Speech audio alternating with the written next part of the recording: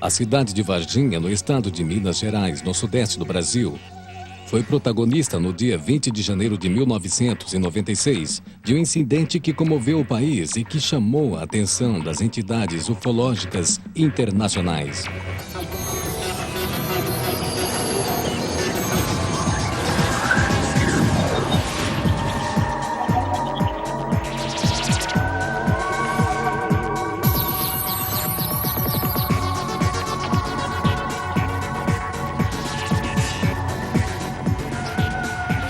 Varginha, o Roswell brasileiro.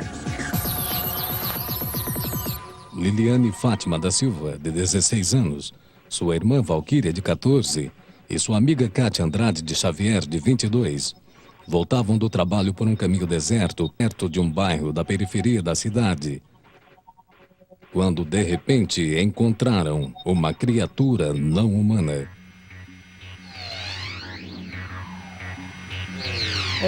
Foi dia 20 de janeiro, mas entre 3h30 e 4 horas da tarde. Aí a gente estava passando no Jardim Andere, foi num sábado. No dia que a gente viu, a gente estava ajudando uma moça a mudar, que ela ia mudar, né? E aí a gente terminou de ajudar ela e estava descendo. Só que a gente ia descer por um caminho completamente diferente, não era por esse caminho. E avistamos uma criatura num trilho aberto, assim, não tinha muito mato não, sabe? Normal, um trilho normal. Aí a gente avistou uma criatura bem estranha, bem horrorosa, né? Vou colocar assim, horrível. Na hora que eu olhei assim pra baixo, uma coisa me chamou a atenção, que eu olhei aquela pele marrom, escura, tipo que tava assim, suando ou muito oleosa. Eu vi os olhos, né, que era vermelho, grande, vi a pele marrom, umas veias assim, no ombro, no braço. De altura devia ter mais ou menos 1,5 m, mais ou menos, estava agachado, só tirando a base. Os 3 chifres na cabeça, as veias no pescoço, até o braço. Agachado com a mão no meio da perna. Agora, o que é? Eu imaginei tanta coisa que hoje, se eu for pensar para parar e pensar, eu não sei o que é. Na hora que eu olhei aquilo, levei aquele assim, susto e saí correndo, e gritando. Ele olhou para nós, não teve nenhum tipo de agressão com a gente, nem nada. Não botou a mão, não levantou do lugar, nada. Eu senti muito medo, assim, não saía grito, não saía nada. Mas eu senti que ela estava apavorada, que ela olhou assim para mim, assim. Como eu olhei para ela, o medo que eu tava, eu acho que ela estava em dobro. Ela estava assim, como se fosse assim, o ar daqui fazendo mal para ela. Na hora que eu vi, nossa, eu senti muito medo, fiquei apavorada. Mas assim, olhando assim, parecia que ele estava triste, assim.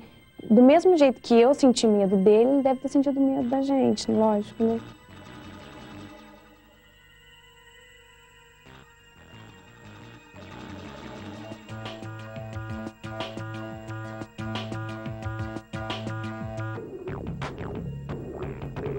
Depois de mais ou menos uma meia hora, no máximo uma meia hora, eu fui de carro até no local para ver o que é realmente, que coisa mais horrível que elas tinham visto, para deixá-las tão abaladas daquele jeito. E lá no local eu não encontrei nada, só encontrei pegada desse bicho que elas viram lá. E um cheiro muito horrível que ficou mais ou menos uns 3 dias no meu nariz, um cheiro, uma coisa esquisita.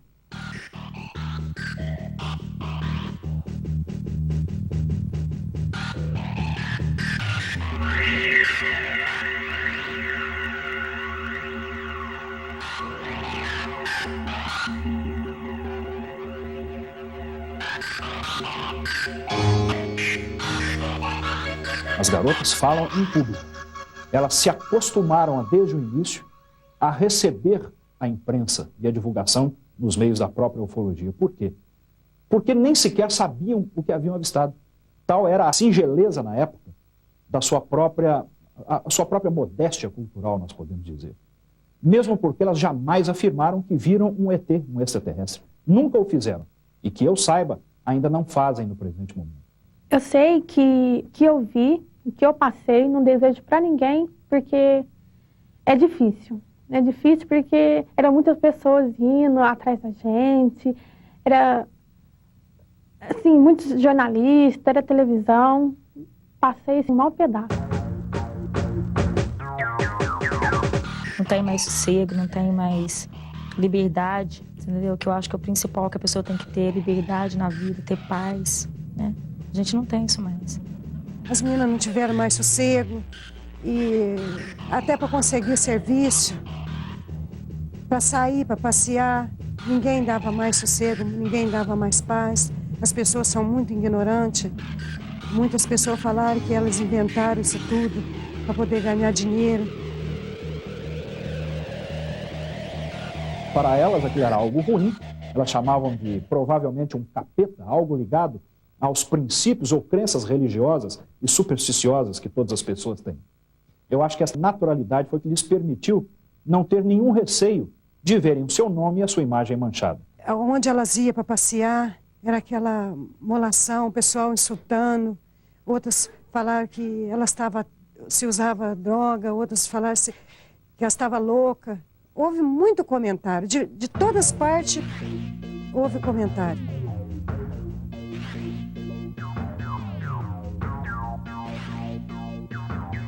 Houve um reflexo direto sobre as garotas, socialmente, após elas terem divulgado o seu avistamento. Elas são pessoas modestas que moram numa casa também extremamente singela, como você pôde observar. Essas pessoas, na época, estudavam o 2º grau ainda e saíram gritando, e as pessoas não compreenderam quanto tinham sido sinceras em terem avistado algo que não compreendiam, apenas isto. Elas não tinham nenhuma intenção, ao que tudo indica, de afrontar nenhuma convicção das pessoas. A minha versão sempre foi essa e sempre vai ser. Sempre vai ser essa, entendeu? Não tem pra que mentir. Então as pessoas não acreditam na gente. As pessoas acham que a gente tá fazendo isso aqui pra aparecer na televisão, pra ganhar. O quê? Isso eu tenho certeza absoluta, porque eu convido nelas, elas são umas meninas muito religiosas, não ia inventar, criar uma coisa na cabeça. Só eu sei o que eu passei com elas. Para elas dormir, precisou tomar calmante muito tempo. De uns tempos para cá que deu uma acalmada, mas toca no assunto, elas ficam toda nervosa de novo. Minha vida mudou, assim, mudou muito, porque agora se eu saio, para onde eu vou, todo mundo me conhece e tem gente que quer saber. Sim, tem muita gente que chega interessado no assunto, agora tem muita gente que chega com brincadeiras, ação. As nossas testemunhas têm sofrido vários tipos de problemas, principalmente a ridicularização. As 3 garotas passaram a ser assediadas na cidade por pessoas com deboches, gritando o nome delas, gritando a expressão ET. E, principalmente, elas foram, sem dúvida alguma, discriminadas, tanto na escola onde estudavam, quanto, inclusive, em uma instituição religiosa que frequentavam. Você sabe, né, Mícia? E quando elas chegaram, estava multidão de gente, porque era dia, não sei do que lá, que tinha uma festa na igreja. Aí o padre viu ela sentada, as 4 filhas. Viraram e falou assim: vocês vieram para assistir a missa ou para ver o ET de Varginha? Aí todo mundo olhou e começou a rir. As pessoas não estão preparadas para ter maturidade suficiente e nem respeitar outro ser humano quando este ser humano diz ter avistado simplesmente algo que ele nem compreende. Os ufólogos Ubirajara Franco Rodrigues e Vitório Pacatini acreditaram nas garotas e começaram a investigar o caso, que posteriormente seria a história ufológica do Brasil e do mundo. Antes da pesquisa de Varginha, a ufologia brasileira desenvolvia atividades normais. Por acaso, o Brasil tem uma incidência enorme de objetos voadores não identificados. Então, a ufologia brasileira trabalhava normalmente. Mas, a partir do caso Varginha, a ufologia brasileira se uniu.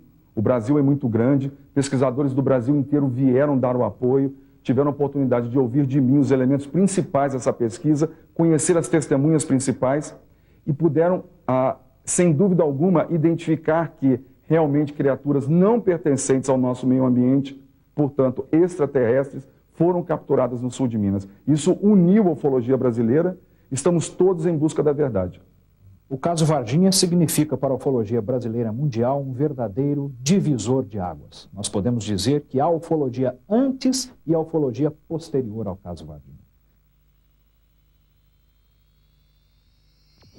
Stanton Friedman foi o primeiro cientista não militar a investigar o caso Roswell e levá-lo ao conhecimento público. Hoje em dia, é considerado um dos melhores e mais importantes investigadores do assunto dos extraterrestres nos Estados Unidos. É um caso muito impressionante, embora o caso do Roswell brasileiro não conheça. Uma coisa que está faltando é o testemunho de um militar de alto escalão. Antes disso, não irão avançar no assunto. Roswell é o caso número 1 do mundo. Por quê? Porque nós temos dezenas de testemunhas militares que depuseram toda a verdade, vieram a público após terem ido para a reserva, dizendo que de fato tudo havia ocorrido. No caso Varginha, infelizmente nós ainda não estamos em condições de divulgar quais são as nossas testemunhas sigilosas, civis ou militares. Nós diríamos então que de uma forma bem distante e modesta, o caso Varginha seria facilmente classificado com o número 2 em todo o mundo. As investigações dos ufólogos da região de Minas Gerais alertaram o resto da comunidade ufológica brasileira. Hoje em dia, o caso Varginha é acompanhado por ufólogos do mundo inteiro.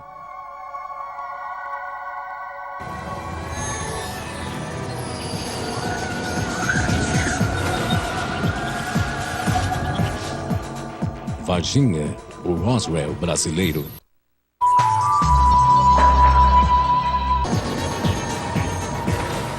Varginha, o Roswell brasileiro.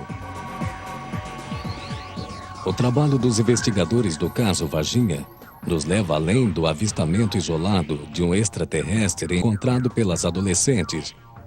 Os ufólogos acham que a história começou uma semana antes. O caso Varginha, hoje, após 4 anos de intensas pesquisas, eu não tenho mais a menor sombra de dúvida de que ele se iniciou há cerca de uma semana antes dos principais acontecimentos.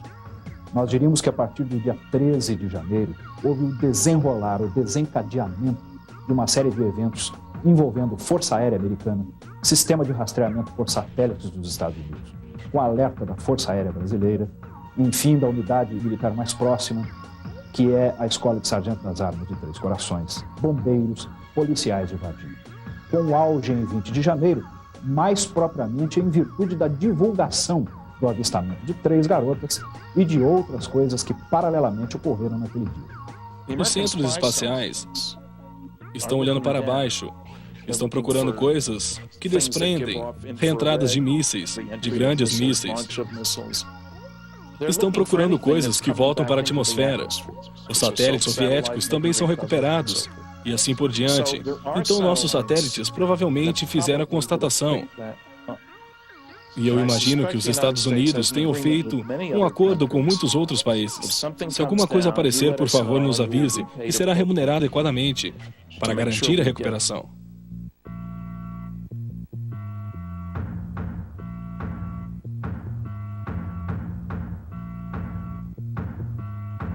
O governo brasileiro foi avisado de uma excessiva movimentação de objetos voadores não identificados nos céus do sul de Minas, com epicentro na região de Varginha, através de um alerta dado pelo sistema de rastreamento por satélites americano, provavelmente com a captação das centrais do NORAD no México. No Novo México, através deste alerta, o governo brasileiro acionou não somente as unidades da Força Aérea mais próximas, que são as bases em estados diferentes, mas tiveram que contar essas Forças Armadas, principalmente com a unidade mais próxima, que é a Escola de Sargento das Armas.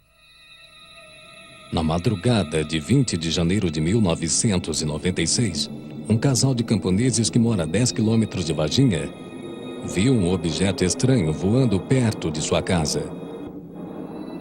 Levantei, naquela noite, perdi o sono e fui até a sala, liguei a televisão e daí os gatos me socorrer.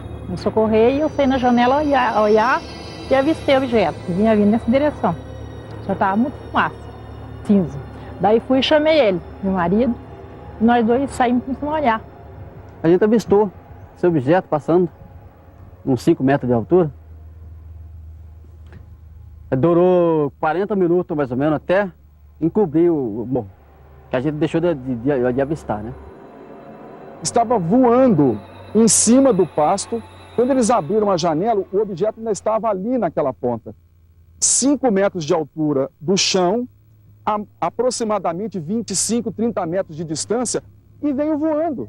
Vagarosamente, voou por 40 minutos. Isso, em termos de pesquisa ufológica, é quase uma eternidade. Muitos avistamentos não duram nem 1 minuto. O avistamento que ocorreu neste local significa para o caso Varginha um dos pontos de início da verdadeira história. Ao que tudo indica, dias antes, o casal que aqui reside, o senhor Eurico e dona Oralina, devem ter observado um dos objetos que provavelmente transportava as criaturas capturadas. Nós dizemos provavelmente porque não temos ainda dados suficientes para atrelarmos as criaturas capturadas a algum objeto voador não identificado. Mas o que mais nos chama a atenção do depoimento do casal é que eles avistaram um objeto visivelmente avariado. Um objeto tipo de um charuto, coberto por uma fumaça clara. Na cauda dele, parecia que é a mesma coisa que você pegar uma serpentina, assim, colocar no ventilador, soprando assim. A gente via era muita fumaceira, né? Aquela fumaça assim, que vinha assim sobrevoando, mas não dá para ver o objeto direito que era, né? Parecia um submarino, aquilo de enorme, aquela fumaceira, e nós ficamos olhando assim, espantado.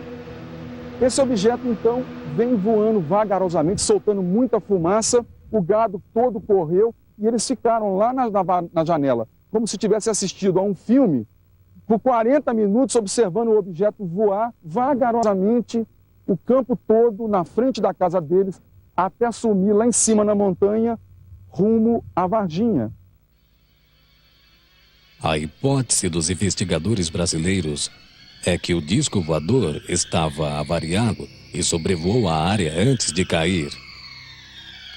Naquele local, por volta de 10 horas da manhã do dia 20 de janeiro, alguns militares pertencentes ao Corpo de Bombeiros de Varginha, da 13ª Companhia do Corpo de Bombeiros, capturaram uma criatura viva.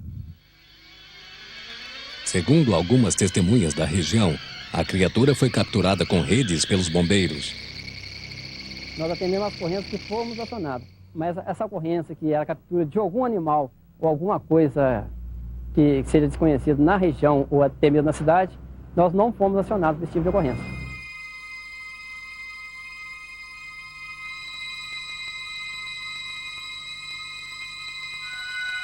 Não vimos a criatura, não a conhecemos, certo? A pessoa que, segundo informações, que teria visto a tal criatura no local, nós nunca tivemos contatos pessoais com essas pessoas, seriam as 3 meninas, né? Ou 2 meninas e a mãe, certo? Eu diria aos senhores que o capitão Alvarenga está faltando com a verdade. Ele é um profissional, está instruído pelos militares da Escola de Sargento das Armas a não falar a verdade.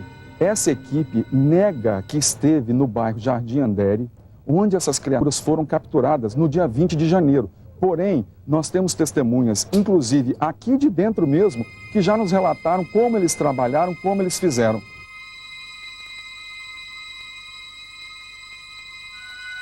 Todas as ocorrências que o bombeiro atende, elas são registradas, são feitos boletins de ocorrência, são lançados no sistema terminal de computadores, são tudo lançados.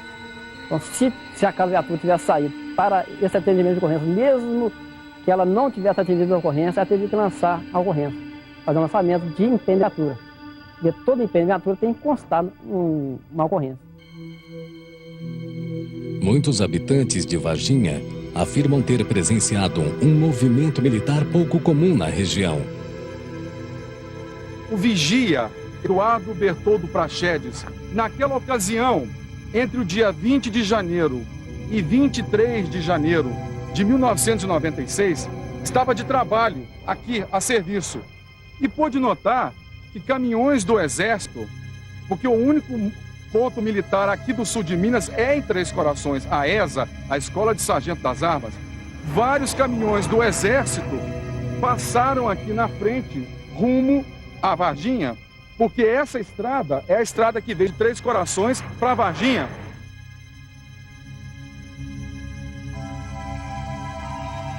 No dia 20 de janeiro do ano que aconteceu a possível chegada do ET de Varginha na cidade, havia caído um temporal sobre a cidade. E a Polícia Militar estava com todo o seu efetivo nas ruas, atendendo as pessoas que eram vítimas. Também o Corpo de Bombeiros estava com todo o seu efetivo nas ruas. Havia uma movimentação da Polícia Militar muito grande. A par disso, e coincidentemente, havia, por parte do Exército, uma manobra que estava sendo feita na área. O Exército faz, comumente, manobras aqui na área próxima a Varginha. Ela tem terrenos de treinamento, São Tomé das Letras, em Varginha, em Três Corações.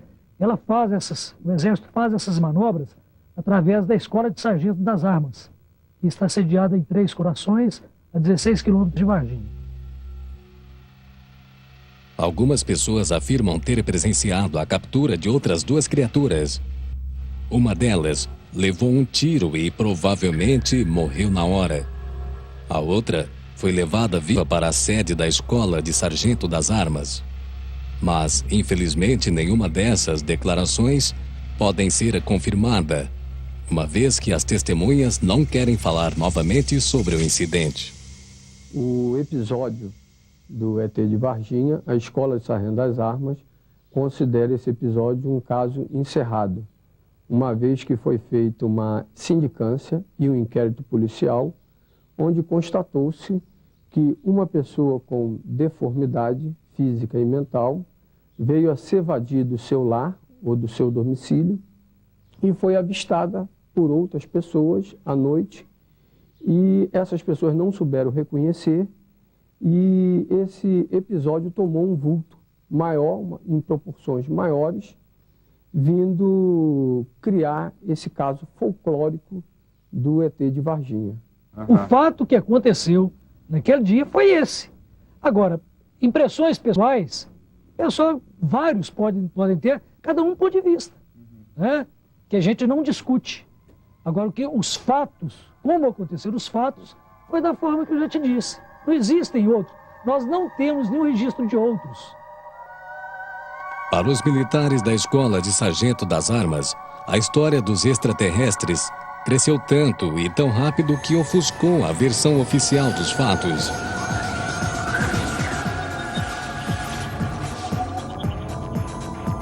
Varginha, o Roswell brasileiro.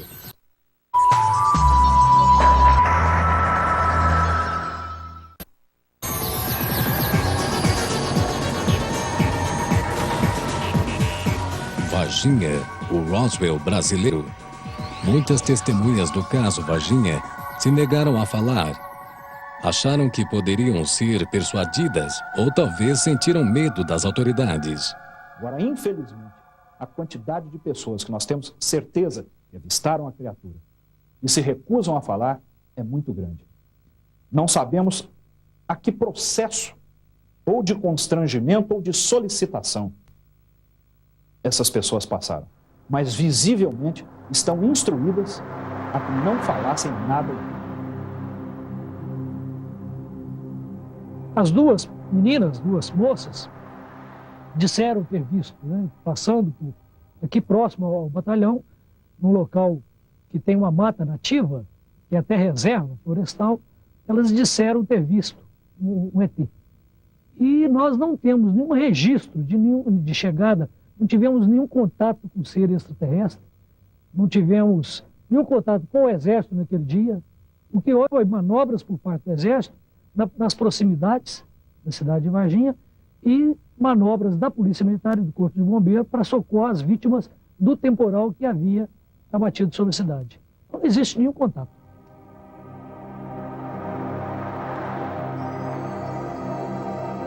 Chega até a assustar ao sabermos da quantidade de gente que realmente teve contato direto com trechos importantes dos acontecimentos e se recusam a falar. Muitas se recusam a falar, inclusive conosco, pesquisadores. E outras já concordaram, só que não querem aparecer. Ocorreram vários depoimentos. Testemunhas civis, militares, tanto do Exército quanto da Polícia e do Corpo de Bombeiros. Funcionários de hospitais de Varginha e da cidade de Campinas, no estado de São Paulo. pesquisadores também da Unicamp de Campinas. Enfim, uma série muito grande de testemunhas que tem lá, é claro, a sua variação de graus de credibilidade e importância. Mas todas essas testemunhas cumprem um papel imprescindível para que nós possamos perceber o desenrolar de diversos fatos dentro deste contexto, que é o caso Varginha. Portanto, o caso não se trata apenas do depoimento das 3 garotas, ao contrário. Nós podemos dizer que há dezenas de pessoas envolvidas com os ufólogos pesquisadores, direta ou indiretamente, que prestaram seu depoimento, sim. O que a gente viu, a gente falou, né? Não diminuímos nem acrescentamos nada.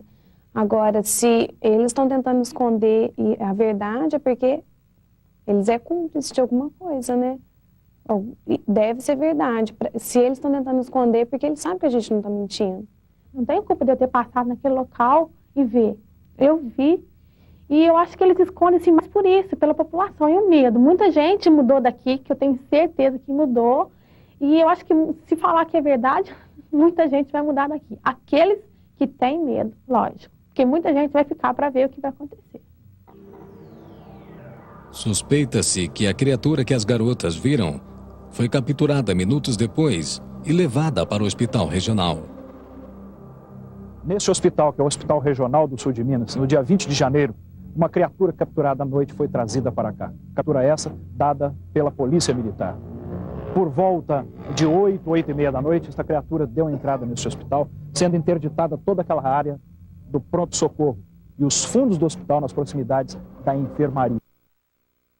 Um aparato muito grande de militares, polícia, interditou praticamente o hospital e a região do hospital naquela noite.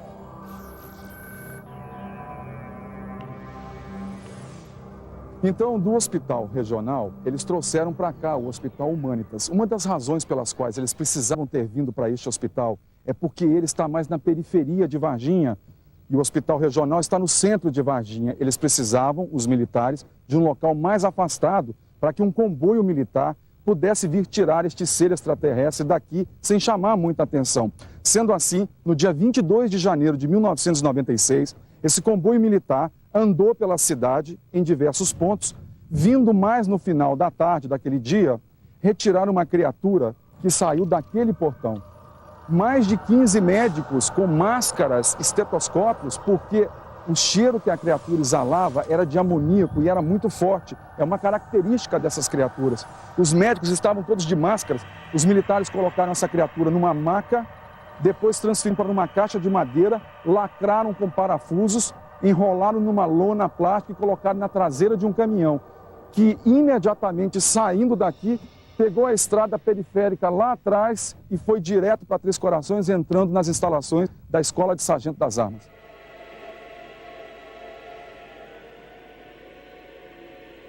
Não sei como o nosso governo, as nossas forças armadas e o nosso meio científico brasileiros enfrentaram essa situação. Mas acredito, não há nada que eu possa afirmar com segurança nesse sentido, que de fato houve uma interferência direta de países do chamado Primeiro Mundo. Os investigadores atrevem-se a afirmar que os seres extraterrestres morreram nos dias seguintes à captura e seus corpos foram transportados até o aeroporto militar, de onde provavelmente saíram do país. Mas tanto os militares quanto os bombeiros negam a história que se comentam na cidade. Não há impedimento para nós, como assessor de comunicação social, de transmitir a verdade. Pelo contrário, até interesse nosso em transmitir a verdade, elucidar esse caso. Razão pela qual eu estou aproveitando essa oportunidade para elucidar esse caso. No dia 20, o bombeiro atendeu em torno de 34 ocorrências. Na parte da manhã nós fizemos algumas vistorias de prevenção, atividade preventiva por parte do bombeiro. E à tarde nós tivemos um temporal que aumentou o índice de ocorrência. Foi destrelhamento de casa, queda de árvores, então teve uma ação mais forte do bombeiro nesse dia, devido ao fato da chuva. Sobre o fato do Corpo Bombeiro ter atendido alguma ocorrência relativa a extraterrestre, nós não atendemos. todos aqui têm medo de corte marcial e de prisão administrativa. Hoje eles são muito mais simpáticos do que eram antigamente, porque perceberam que a estratégia estava errada. Hoje é mais fácil negar com um sorriso no rosto do que com uma cara de gente brava. Estão faltando com a verdade, estão amplamente envolvidos na captura de seres extraterrestres na cidade de Varginha. O acontecimento que se deu em Varginha, e que pela primeira vez, pelo menos ao que se saiba, houve a captura de 2 criaturas, ao menos em princípio vivas, é algo realmente inédito. Outro incidente que alertou os ufólogos foi a morte repentina de um membro da Polícia Militar, que supostamente participou da captura dos extraterrestres, no dia 20 de janeiro de 1996. Sua irmã Maria Antônia Tavares disse que Marco Eli Xerezi saiu para uma missão importante e que dali a poucos dias morreu. Meu irmão trabalhava na polícia, era um P2 e trabalhava também no táxi, era motorista de táxi nas horas vagas. Dia 20 de janeiro, por volta das 18 horas, houve uma forte chuva de granizo aqui. Meu irmão estava de serviço na P2, Polícia Secreta Paisano, e trabalhava numa Prêmio Branco, ele e o Cabo Lopes. Nesse horário ele se molhou, porque a porta do lado do motorista não tinha vidro. Ele foi na casa da minha mãe por volta das 7 horas para trocar de roupa, por causa da chuva. E falou para minha mãe que estava numa missão muito importante. E a gente perguntou para ele o que tinha acontecido. Ele falou para nós assim que isso ainda ia dar muito pano pelas mangas. Certo? Que ele não podia comentar sobre o assunto. Só que dia 7 de fevereiro, ele apareceu um cabelo inflamado na axila esquerda. Ele foi no médico quartel, o médico fez uma cirurgia e ele, no dia 10, ele foi para o hospital. No dia 15, ele faleceu por volta de meio-dia e 15, de 11h45, ele faleceu. E aí começou toda a série de investigação. O policial Marco Eli Xerezi, por acaso, era o melhor P2. P2 é o Serviço de Inteligência da Polícia. Esteve envolvido na segunda captura e veio a falecer depois por motivo de infecção generalizada causada por substância tóxica em sua corrente sanguínea. Não conseguiram identificar o que era essa substância tóxica. Meu irmão, antes de falecer, ele falou para mim o seguinte, que o extraterrestre na cidade, o caso era verdade, certo? E que realmente tinha acontecido. Só que a população de Varginha não tem mente aberta para saber do fato. Por isso que eles não assumem o fato dentro da cidade. O soldado que morreu, que muita gente fala que foi em virtude de contato com o ET, os médicos que trataram dele desmentem essa versão, tem a versão para a morte do soldado. Nós temos os parceiros daquele soldado que trabalharam com ele no dia, inclusive, né? E que não tem nenhum contato. Agora, muita coisa se levantou. Possível de sido um extraterrestre na cidade de Varginha? Olha, isso muito se comenta no mundo inteiro. Não tem nada do meu irmão no computador daqui da polícia, foi tudo apagado. E nessa época, do dia 20 ao dia 30 de janeiro, meu irmão recebeu um elogio, certo? Por uma tarefa executada com sucesso. Certo? Esse elogio não pôde sair para a guarnição, não. Foi só lá para eles. Por quê? Isso aí meu irmão falou. Alguns meses depois, em abril daquele mesmo ano, a senhora Terezinha, de 64 anos, viu uma criatura estranha durante uma festa que aconteceu no zoológico de Varginha. Ela tinha os olhos vermelhos e a boca rasgada. Estava de capacete, porque de lado, assim, dos lados, brilhava. Ele é marrom escuro e, assim, com a pele oleosa. Brilhava muito a pele dele. Mas eu não sabia o que era, eu pensava para que fosse bicho do zoológico e, ao mesmo tempo, eu falava, mas se fosse bicho, ele já tinha me atacado. O que nos leva a crer que, muito provavelmente, essas criaturas estavam aqui numa operação de resgate, onde tentaram descobrir aonde possivelmente nós, seres humanos, poderíamos estar guardando as criaturas que foram capturadas. Como provavelmente descobriram que o zoológico é um local onde nós colocamos animais, Possivelmente tentaram fazer um patrulhamento no zoológico para tentar encontrar os seus semelhantes que foram capturados. Então, na ocasião, a dona Terezinha teve a oportunidade de ver essa criatura por aproximadamente 7 minutos, o que é um tempo muito considerável. Eu não pensei em extraterrestre, nada disso. Eu fiquei só pensando em animal. Dona Terezinha é uma pessoa íntegra, é uma pessoa sóbria, é uma pessoa que goza de perfeita e boa reputação na sua comunidade. Ela jamais mentiria sobre um assunto como esse, mesmo porque ela nem precisa. Ela é uma senhora já de uma certa idade, ela não precisaria inventar um assunto tão grave como esse.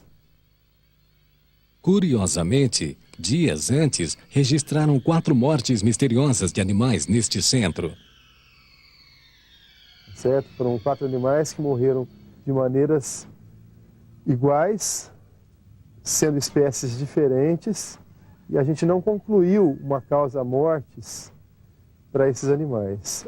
Apesar dos sintomas serem todos eles parecidos, a gente tinha uma mucosa gastrointestinal enegrecida em todos os animais. Era uma anta, 2 veados e uma jaguatirica, animais que têm hábitos alimentares diferentes, se alimentam de alimentos diferentes, né?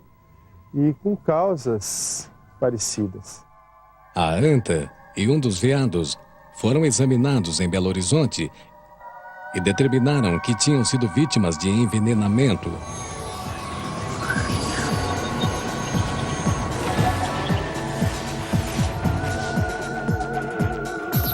Varginha, o Roswell brasileiro.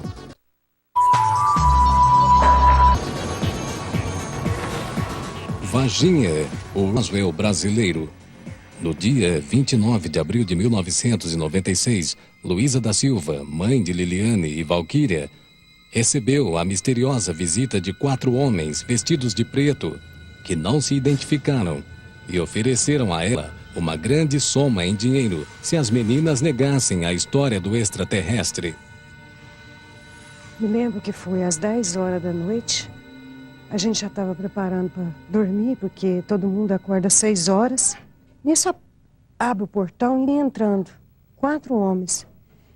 Eu abri a porta porque achei que fosse o Pacatini e o Birajara, os primeiros que vieram aqui na minha casa. Aí, como a gente sempre recebeu eles bem, por isso que eu abri a porta. Nisso que eu abri a porta da sala e já foram entrando. Para mim, foi uma invasão. E falou para mim, tranca seu portão que a gente tem que falar com a senhora e as garotas em particular.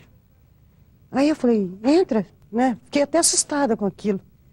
Aí eles falaram para mim que 2 deles anotavam tudo que a gente falava, o que eu e as minhas filhas falavam. E 2 ficavam mudos, não conversou de jeito nenhum. Aí falaram, pois é, dona Luísa, a gente veio aqui para tentar conversar com a senhora, porque a gente tem uma ótima grana para oferecer para a senhora, se a senhora sair com as suas filhas para fazer uma reportagem, não sei aonde, para as meninas e a senhora afirmar, mentir, que as suas filhas não viram nada. Homens de preto invadiram a casa dela e tentaram suborná-las. Mesmo sendo pessoas pobres, não aceitaram o suborno, porque a dignidade não se compra. Que pode vir quem quiser, com dólares, com qual dinheiro for, que a gente nunca vai falar mentira, sempre vai ser a verdade. Os homens de preto, como são conhecidos popularmente, são indivíduos que visitam testemunhas de avistamentos importantes de OVNIs para convencê-las a não divulgarem as histórias.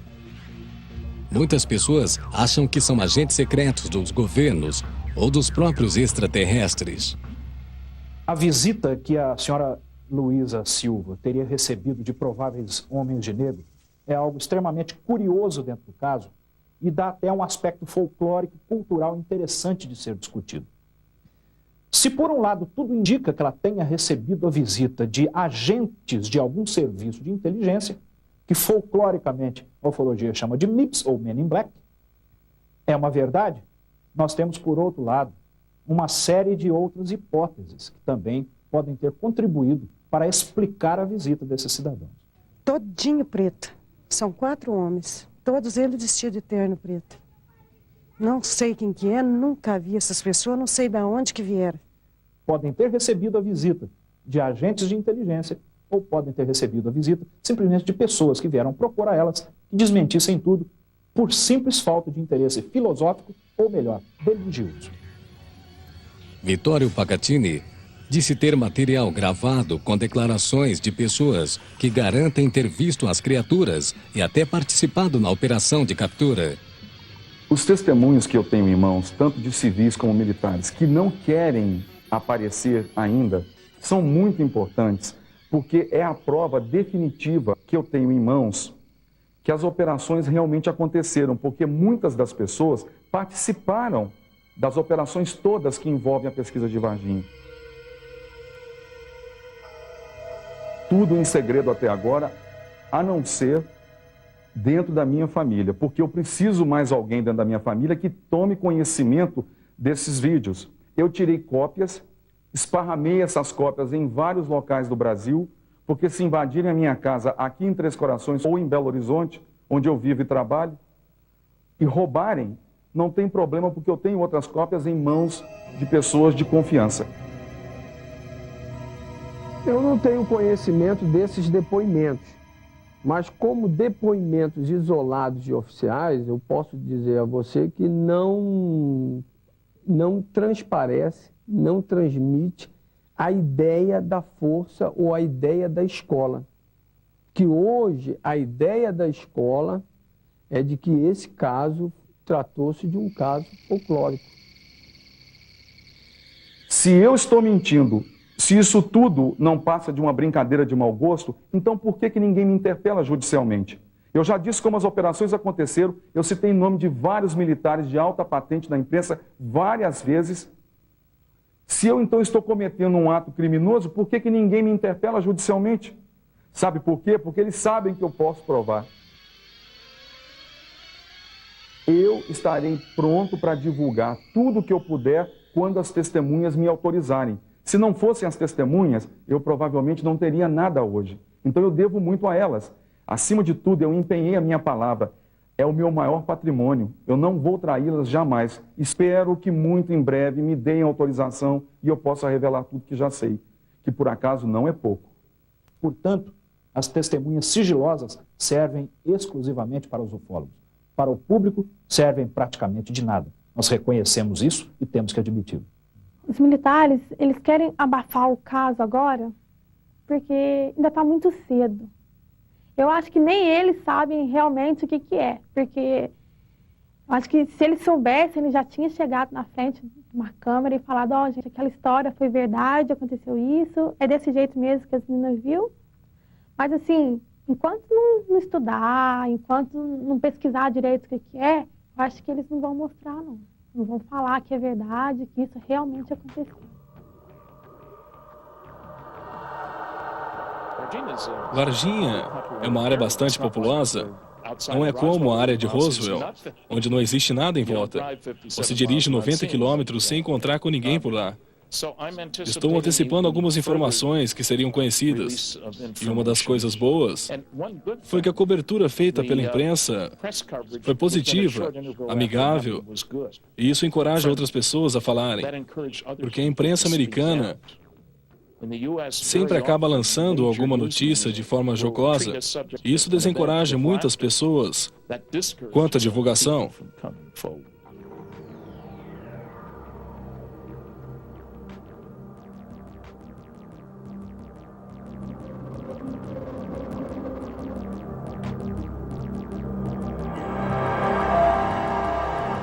Fenômeno UFO, quanto mais nós nos aprofundamos na sua pesquisa, mais nós temos a sensação de que ele está se esvaindo por entre os nossos dedos.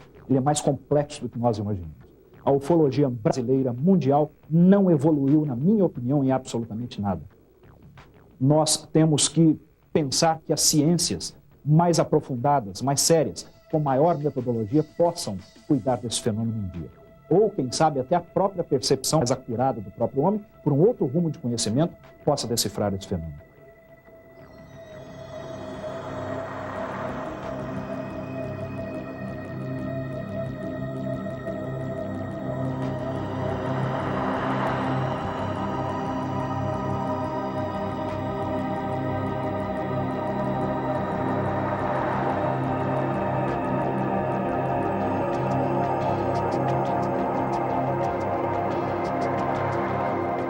eu espero que a revelação do fenômeno OVNI ocorra dentro dos próximos 10 ou 20 anos. Não haveria uma base segura para se afirmar isto, a não ser as estatísticas que a ufologia vem colhendo em todo o mundo. Eu acredito que a investigação de OVNIs, objetos voadores não identificados, não só no Brasil como no mundo, vai florescer, vai se intensificar cada vez mais, porque o espaço é a fronteira final para o homem.